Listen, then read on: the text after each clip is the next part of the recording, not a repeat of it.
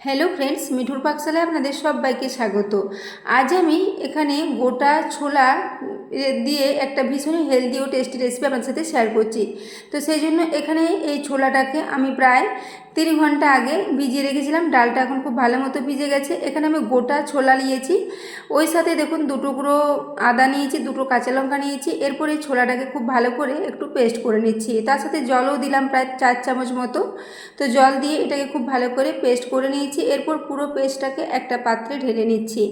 এরপর মিক্সির জারটা ধুয়ে এখানে কিছুটা জল দিয়ে দেব। তো প্রায় 2 চামচ মতো জল প্রথমে দিলাম, তারপর খুব ভালো করে এটার সাথে মিশিয়ে নিচ্ছি। এরপর এই ছোলার ডালের পেস্টটা খুব ভালো করে জলের সাথে মেশানো হয়ে গেলে এখানে দিয়ে দেব ওটস। তো এখানে আমি হাফ কাপ পরিমাণে ওটস নেব। তো দেখুন, সেজন্য মেজারিং কাপ মেপে হাফ কাপ পরিমাণে ওটস নিলাম। ওটসটাকে এই ছোলার ডালের পেস্টের সাথে খুব ভালো করে মিশিয়ে এটাকে কিছুক্ষণ রেস্টে রেখে দেবো, যাতে ওটসটা এই ডালের পেস্টের মধ্যে খুব ভালো মতো মিশে যায় এবং খুব ভালো মতো ভিজে যায়। তো দেখুন, এটাকে এভাবে একটু মিশিয়ে ঢাকা দিয়ে রেস্টে রেখে দিলাম প্রায় 10 মিনিটের জন্য। এদিকে আমি এখানে কিছু সবজি নিয়েছি। এখানে একটা গাজরের অর্ধেকটা নিয়েছি, একটা টমেটো নিয়েছি ছোটো সাইজের, আর ওই সাথে নিয়েছি এখানে বেবি কর্ন। কর্নগুলোকে প্রায় মেজারিং কাপ মেপে হাফ কাপ পরিমাণে নিয়েছি। এরপর এখানে দিয়ে দিলাম একটু সরষের তেল 2 চামচ পরিমাণে, তার সাথে দিয়ে দিয়েছি গোটা জিরে হাফ টিস্পুন পরিমাণে। এরপর এই সমস্ত সবজিগুলোকে একই সাথে দিয়ে দিচ্ছি। বেবিকর্নটা যেহেতু খুবই কচি আছে, এটা সেদ্ধ হতে একদমই সময় লাগবে না। তো সেজন্য গাজর ও টমেটোর সাথে সব কিছু একসাথে দিয়ে এই তেলের মধ্যে একটু নাড়াচাড়া করে নিচ্ছি। এরপর এটাকে একটু ভেজে নেব প্রায় 3 মিনিট পর্যন্ত। দিয়ে ভাজা ভাজা যখন একটু হয়ে আসবে তখন এখানে কিছু মশলা দিয়ে এটাকে ঢেকে দেবো, যাতে সবজিগুলো খুব ভালো মতো সেদ্ধ হয়ে যায়। তো দেখুন, এখানে সেজন্য সবার প্রথমে দিয়ে দিচ্ছি একটু স্বাদ মতো লবণ। ওই সাথে দিয়ে দেবো 1/4 টিস্পুন পরিমাণে একটু হলুদের গুঁড়ো। ওই সাথে হাফ টিস্পুন পরিমাণে ধনে গুঁড়ো দিয়েছি। এরপর মশলাগুলো দিয়ে আবার একটু মিশিয়ে নিচ্ছি, তারপর এটাকে ঢেকে দেবো। তো বন্ধুরা, আজকের রেসিপিটা ভীষণই টেস্টি মতো রেডি হয়ে যাবে। একদমই তেল, নামমাত্র তেলে এটা রেডি হয়ে যায়। ভীষণই হেলদি, এটা বাচ্চা থেকে বড় সবার পক্ষে ভীষণই উপকারী, ভীষণই প্রোটিন সমৃদ্ধ একটা খাবার। তো দেখুন, এটাকে আমি ঢাকা দিয়ে প্রায় 2 মিনিটের জন্য লো ফ্লেমে রেখে দিয়েছিলাম। এটা এখন দেখে নিচ্ছি সবজিগুলো সেদ্ধ হয়েছে কিনা। তো সবজিগুলো এখন মোটামুটি ভালোই সেদ্ধ হয়ে গেছে। এরপর এটাকে আমি একটু নাড়াচাড়া করে আবারও মিশিয়ে নিচ্ছি। গাজর এবং কর্নটা খুব ভালো মতোই সেদ্ধ হয়ে গেছে। তো এই দেখুন, একটু চেক করে নিলাম সবজিগুলো সেদ্ধ হয়েছে কিনা। এরপর এখানে দিয়ে দিলাম কসুরি মেথি। কসুরি মেথিটা দিয়েও প্রায় একটু নাড়াচাড়া করে নেব 1 মিনিট মতো। এবং কসুরি মেথিটা দিয়ে যখন খুব ভালো মতো মেশানো হয়ে যাবে, সব শেষে এখানে দিয়ে দেবো একটা চিজ। এখানে একটা চিজের কিউব নিয়েছি, সেটাকে এখানে গ্রেট করে দিয়ে দিচ্ছি। এই চিজটা দিলে এর টেস্টটা অনেকটাই বেড়ে যাবে। তবে আপনারা যদি চিজ ব্যবহার করতে না চান, সেক্ষেত্রে না দিলেও হবে। তো এরপর আমি দেখুন এখানে এটা দিয়ে মিশিয়ে নিচ্ছি। আপনারা চাইলে এখানে যদি আলু পছন্দ করেন, সেদ্ধ আলু একটা মিশিয়ে নিতে পারেন, সেটাও কিন্তু ভীষণ টেস্টি হবে। তারপর এখানে দেখুন চিজটা গ্রেট করে দিলাম। চিজটা দেওয়ার পর এটাকে আবারও 1 মিনিট পর্যন্ত একটু নাড়াচাড়া করে সবজিগুলোর সাথে মিশিয়ে নেব। তো বন্ধুরা, আজকের রেসিপিটা যদি ভালো লেগে থাকে তাহলে অবশ্যই বন্ধুদের সাথে শেয়ার করে দেবেন, এবং রেসিপি পছন্দ হলে একটা সাবস্ক্রাইব করে অবশ্যই আমার পাশে থাকবেন। তো দেখুন, এরপর এটাকে খুব ভালো করে মিশিয়ে নিলাম। আজকের এই রেসিপিটা আপনারা ব্রেকফাস্টে বা বাচ্চাদের স্কুলের টিফিনে বা বিকেলের দিকেও স্ন্যাক্স হিসেবে ট্রাই করতে পারেন। ভীষণই খাস্তা, ভীষণই হেলদি, ভীষণ টেস্টি মতো এটা রেডি হয়েছিল। তো দেখুন, এরপর আমি চিজটা দিয়ে আবারও 1 মিনিট পর্যন্ত খুব ভালো করে এটাকে মিশিয়ে নিলাম। এটা এখন একদমই রেডি হয়ে গেছে। গ্যাস অফ করে এটাকে ঠান্ডা হওয়ার জন্য রেখে দিলাম। এদিকে আমি ওটস ও ছোলার ডালের যে পেস্টটা ভিজিয়ে রেখেছিলাম, সেটা এখন 10 মিনিট পর ঢাকাটা খুলে নিলাম। দেখুন, ওটসটা এখন ভিজে একদমই নরম হয়ে গেছে, তবে ওটসটা জল টেনে এটা অনেকটাই শুকনো হয়ে গেছে। সেজন্য এখানে প্রায় 1/4 কাপ পরিমাণে জল আবার দিয়ে দিলাম। জলটা দিয়ে ক্রমাগত নাড়াচাড়া করে মিশ্রণটাকে একটু ভালো করে রেডি করে নিচ্ছি। একটা বেশ মিডিয়াম মতো ব্যাটার রেডি করব। ব্যাটারটা খুব বেশি পাতলা না, আবার খুব বেশি ঘনও হবে না। তো দেখুন, এটাকে চামচে করে খুব ভালো করে একটু স্ম্যাশ করে নিচ্ছি, যাতে ওটসটা পেস্টের সাথে খুব ভালো মতো মিশে যায়। আপনারা চাইলে একটু ওটসটা গুঁড়ো করেও ব্যবহার করতে পারেন, কিন্তু গুঁড়ো না করলেও কোনো অসুবিধা হবে না। তো এরপর এখানে দেখুন স্বাদ মতো লবণ দিয়েছি, ওই সাথে 1/4 টিস্পুন পরিমাণে একটু হলুদের গুঁড়ো দিলাম। ওই সাথে দিয়ে দিচ্ছি চিলি ফ্লেক্স হাফ টিস্পুন পরিমাণে। এর সাথে দিয়ে দিলাম হাফ টিস্পুন পরিমাণে গোটা জিরে। এখানেও কিছুটা কসুরি মেথি দিয়ে দিলাম প্রায় হাফ টিস্পুন পরিমাণে। এরপর সব কিছু খুব ভালো করে মিশিয়ে নিচ্ছি। আমি এই ছোলার ডাল ও ওটসের যে পেস্টটা তৈরি করেছি, এখানে আগে 2টো কাঁচা লঙ্কা দিয়েছিলাম, পরে আবারও হাফ টিস্পুন পরিমাণে চিলি ফ্লেক্স দিয়েছি। তো সেই জন্য আমি ওই যে সবজির পুরটা রেডি করেছি তার মধ্যে কিন্তু আমি কোনো রকমের লঙ্কা দিইনি, আপনারা চাইলে ওটাতেও কিছুটা লঙ্কা দিতে পারেন। আমার বাচ্চারা একদমই ঝাল পছন্দ করে না, সেই জন্য আমি ঝালটা একটু কমই ব্যবহার করি। তো দেখুন এরপর আমি এর সাথে দিয়ে দিয়েছি হিং, 1/4 টিস্পুন পরিমাণে একটু হিং দিলাম। এই ছোলার ডালের সাথে হিংয়ের ফ্লেভারটা ভীষণই ভালো লাগে, সেই জন্য অল্প পরিমাণে হিং দিয়ে আবারও খুব ভালো করে মিশিয়ে নিচ্ছি। তো ব্যাটারের কনসিস্টেন্সিটা দেখেই বুঝতে পারছেন, খুব ভালো মতো একটা ব্যাটার রেডি করে নিয়েছি।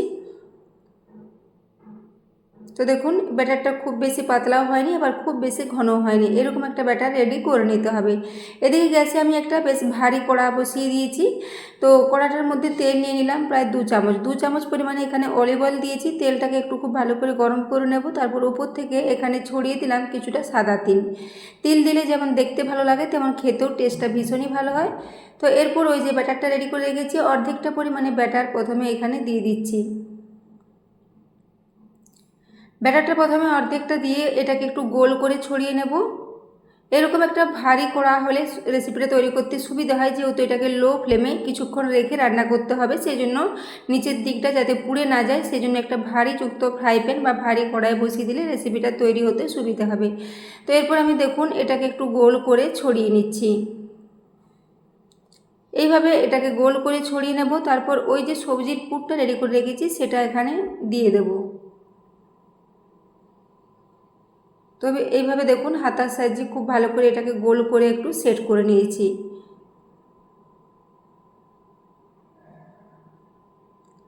এইভাবে এটাকে গোল করে দেওয়ার পর সাইড থেকেও একটু হাতার সাহায্যে একটু সাইডগুলো গোল করে নেব। যে সাইডগুলো দেখে এখন একটু এবড়ো খেবড়ো মনে হচ্ছে, এই সাইডগুলো যাতে আর এবড়ো খেবড়ো না থাকে, পুরোটা ঠিকঠাক গোল হয়, সেই জন্য একটু দেখুন হাতার সাহায্যে এইভাবে এগুলোকে একটু ঠিকঠাক করে নিচ্ছি।